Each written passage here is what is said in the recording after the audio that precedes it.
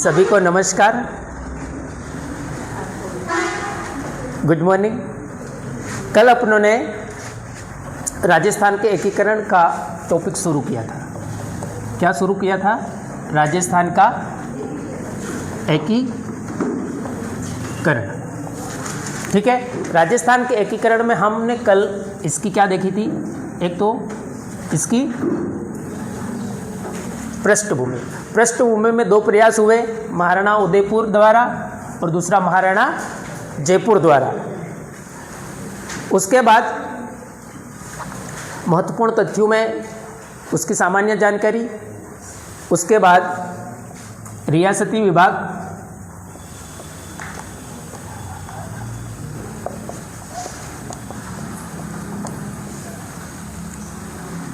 फिर रियासतें, ठिकाने प्लस केंद्र शासित प्रदेश, ये तीन देखा थे आपने। ठीक है, आज अपन इस एकीकरण का जो पहला चरण है मत्स्य संघ, उसको शुरू करते हैं।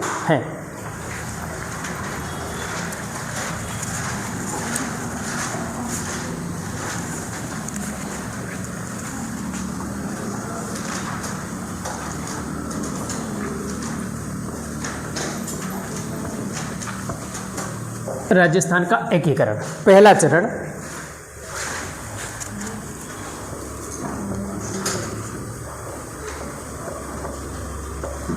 नाम क्या पहले चरण का?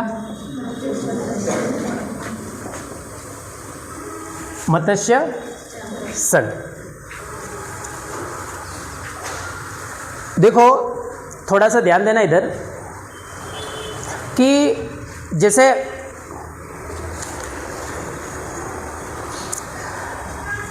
हम 1947 में हमारे दो देश बन गए, मतलब भारत के विभाजन हो गया।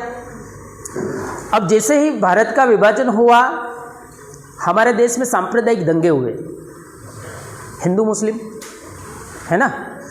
तो वो दंगे दिल्ली में भी हुए, तो उस दंगों की लपटें अलवर और भरतपुर तक भी पहुंची, और अलवर के जो प्रशासन था उस पर ऐसा आरोप लगा कि ये दंगे भड़काने में इनका हाथ है। अलवर प्रशासन पे ऐसा आरोप लगा कि ये दंगे भड़काने में इनका क्या है? हाथ। तो उस समय की जो सरकार थी उसने अलवर महाराजा और डॉक्टर खरे को, ये दो व्यक्ति, इनको दिल्ली में नज़रबंद कर दिया। इन दो व्यक्तियों को दिल्ली में क्या कर दिया? और अलवर का प्रशासन अपने हाथ में ले लिया। ऐसे ही भरतपुर में हुआ। भरतपुर का भी प्रशासन, जिसने ये कानून व्यवस्था बनाए रखने में ये असफल रहा, तो और जब असफल रहा तो खुद यहाँ के महाराजा ने, भरतपुर के महाराजा ने अपना प्रशासन किसको सौंप दिया? भारत को, यानी कि उस समय का जो रियासती विभाग था, केंद्र, उस समय की जो सरकार थी उसको। ठीक है, इस तरह से ये दो राज्य हो गए, दो रियासतें हो गई। उसके बाद इनसे मिली हुई छोटी छोटी दो रियासतें और करौली और धौलपुर, और अब इन चारों ने मिलकर के एक क्या बनाया? संगठन, और उसका क्या नाम रखा? मत्स्य संघ। ठीक है, तो आप लिखिए 7 फरवरी 1948, 7 फरवरी 1948 को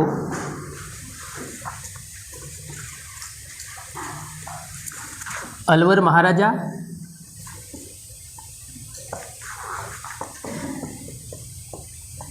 व डॉक्टर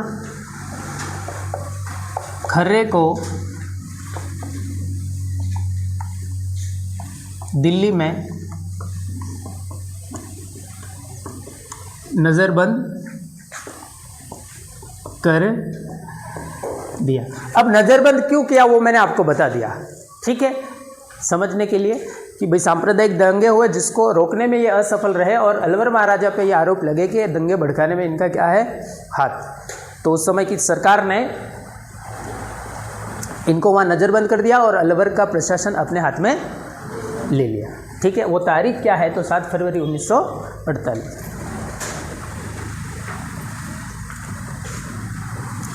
अब आगे देखिए, इस प्रथम चरण ये लिख लिया आपने। अब शुरू कर देते हैं। इसमें रियासतें कौन सी थी? रियासतें कितनी थी? 4 थी। कुछ बोला? रियासतें कितनी थी? कौन कौन सी? अलवर, भरतपुर, धौलपुर और लास्ट कौन सी? करूल। ये क्या थी? इस मत्स्य संघ की शामिल होने वाली, मत्स्य संघ में शामिल होने वाली 4 रियासत। अब दूसरी बात, रियासतों के बाद इसकी राजधानी कहाँ बनाई गई? राजधानी कहाँ बनाएगी? अलवर। ये आप लिखते जाइएगा, ठीक है। राजधानी कहाँ बनाई? अलवर। दूसरी चीज क्या होती है? राज प्रमुख। राज प्रमुख किसको बनाया गया है? राज प्रमुख उदय भान सिंह जी को। अगली बात, प्रधानमंत्री किसको बनाए गए? शोभाराम कुमार। राजधानी हो गई, राज प्रमुख हो गया, प्रधानमंत्री हो गया, उसके बाद क्या हो गया? क्या रह गया?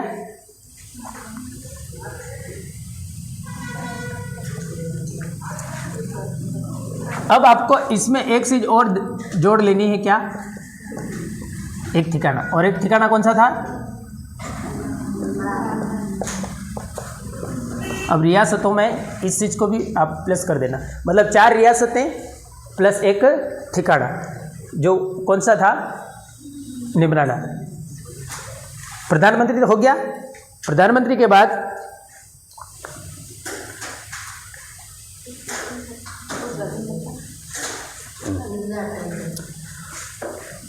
राज प्रमुख। राज प्रमुख भी हो गया। राज प्रमुख के बाद लिखो उपराज प्रमुख। राज प्रमुख के बाद उपराज प्रमुख। उपराज प्रमुख कौन थे उस समय? गणेश पाल देव। उपराज प्रमुख किसको बनाए गए? कहाँ के शासक थे ये?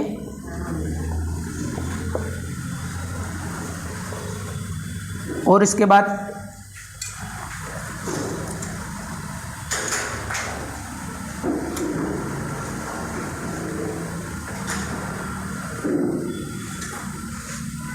नाम की सिफारिश किसने की? नाम की सिफारिश किसने की?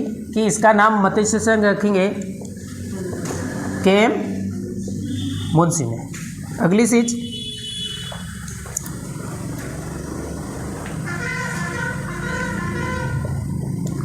उद्घाटनकर्ता कौन थे? N.V. गॉड। ठीक है। उद्घाटन कहाँ हुआ? लोहागढ़ दुर्ग भरतपुर में।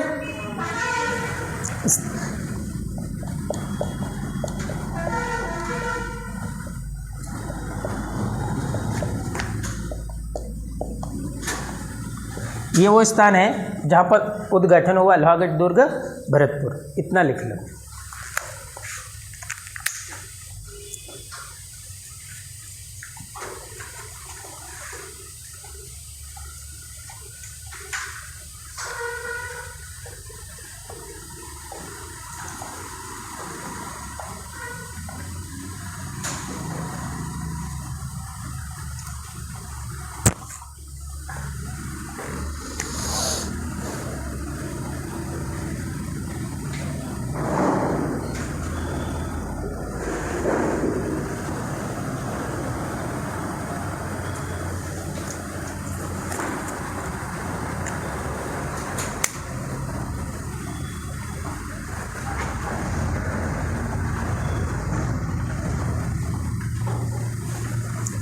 लिख लिया ये, ऊपर वाला मिटा रहा हूँ और 3 चीज़ें और लिखाता हूँ, ठीक है। 7 फरवरी 1948 को अलवर महाराजा को नजरबंद कर दिया। रियासतें कितनी थी? 4, ठिकाना कितना? 1। अब 3 चीज़ें और है इसमें, 3 क्या 4 है, यहाँ तक लिख लिया कि पूरा ही लिख लिया? चलो, इस चरण में तीन अगली चीज़ें क्या है? एक तो लिखो औसत वार्षिक आय कितनी थी? 184 लाख। उसके बाद इसकी क्या? वार्षिक आय के बाद जनसंख्या, वार्षिक आय के बाद इसकी क्या? जनसंख्या। जनसंख्या कितनी थी? 18,37,994। इसको ऐसे ध्यान रखिए, 18,36,994, 18 दूनी 36 होता है, पर इसमें अपनों को क्या करना है? 18 दूनी 36, 18,37,994। मोबाइल नंबर के हिसाब से अगर आप याद रखना चाहो तो वो भी 18,37,994। तो 2 चीज़ें हो गई। औसत वार्षिक आय कितनी थी? 184 लाख। जनसंख्या कितनी हो गई? 18,37,900। और दूसरी चीज़ है क्षेत्रफल। अगली चीज़ क्या है? क्षेत्रफल इसका कितना था? तो इसका क्षेत्रफल था 12,000 वर्ग किलोमीटर। और लास्ट चीज है इसमें, आज के ज़माने में इससे संबंधित प्रश्न आते हैं, और वो लास्ट चीज क्या है?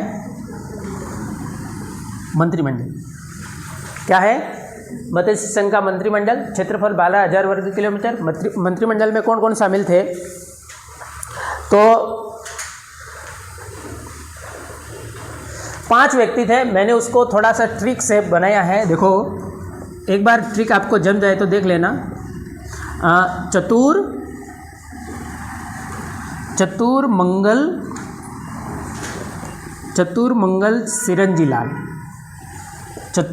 सिरंजी लाल, भोला या फिर कर दो गोपी भोला या गोपी भोला। तो देखो चतुर कौन, या इसको चतुर की जगह कर लो युगल, चतुर करो या फिर क्या कर लो? युगल। अब देखो कौन कौन थे? तो युगल किशोर, इस फर्स्ट का मतलब है युगल किशोर चतुर्वेदी। युगल ही रखना, आप चतुर को छोड़ देना, ठीक है। तो युगल किशोर चतुर्वेदी। दूसरा कौन? मंगल सिंह। दूसरा कौन? मंगल सिंह। चिरंजी लाल। तीसरा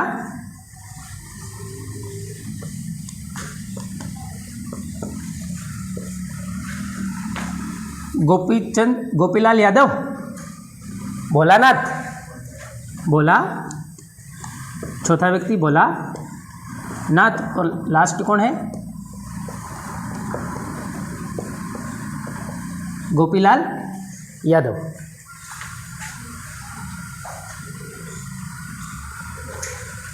ये हो गया मंत्रिमंडल। ये क्या हो गया? मंत्रिमंडल। और ये प्रथम चरण कंप्लीट। प्रथम चरण क्या हो गया? क्लियर।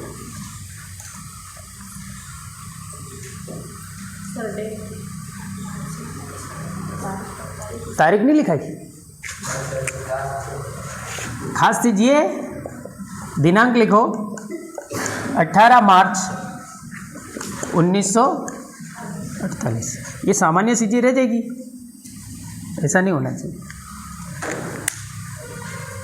लिख लो दिनांक, तो 18 मार्च 1948 ऊपर लिख लेना, बोले यहाँ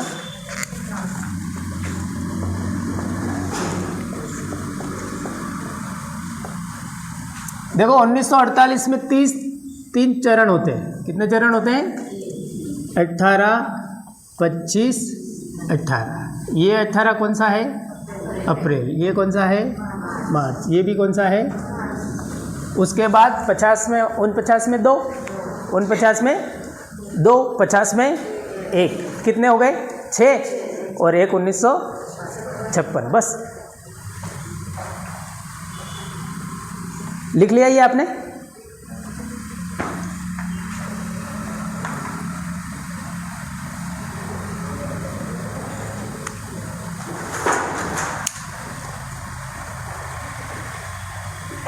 युगल मंगल सिरंजीलाल भोला गोपी, गोपी भोला ऐसा भी कर सकते हैं, आगे पीछे जो आपको अच्छा लगे लिखो।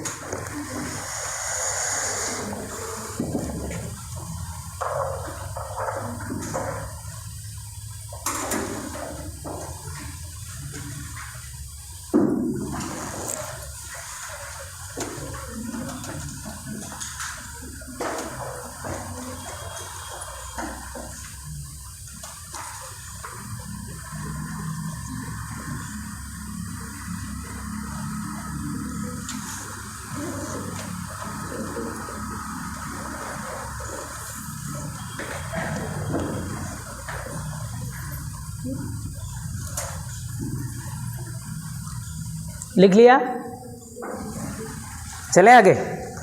अब ये प्रथम चरण क्या हो गया पूरा। मत्स्य संघ 18 मार्च 1948। रियासतें कितनी? 4। राजधानी अलवर। राज प्रमुख, प्रधानमंत्री, राज प्रमुख, कुछ रह गया तो बोल देना, ठीक है। चलो, तो ये मंत्रिमंडल याद रखना। इसके बाद क्षेत्रफल, जनसंख्या, इनसे प्रश्न आ रहे हैं। अब टॉपिकों में वो चीज़ें जुड़ रही है जो आरपीएससी पूछती है और वो उसमें जुड़ता है। बाकी ये पहले सारी चीज़ें